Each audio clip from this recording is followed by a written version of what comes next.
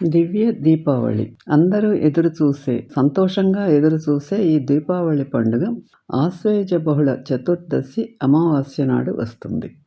ఇది 2 రోజుల పండుగ. త్రయోదశి నాటి రాత్రి అపమృత్యు నివారణ కోసం ప్రమిదలతో దీపాలు వెలిగించి ఇంటి ముందు ఉంచాలి.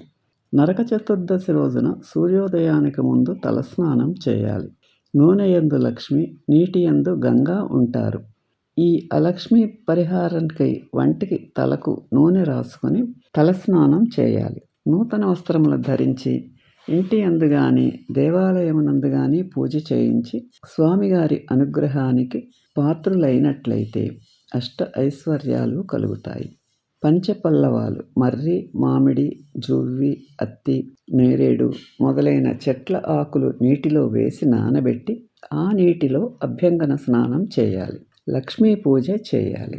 శ్రీ సూక్తం గాని, లక్ష్మీ సహస్రనామ స్తోత్రం గాని, అష్టోత్తరం గాని చేసుకోవడం వల్ల లక్ష్మీ కటాక్షం లభిస్తుంది.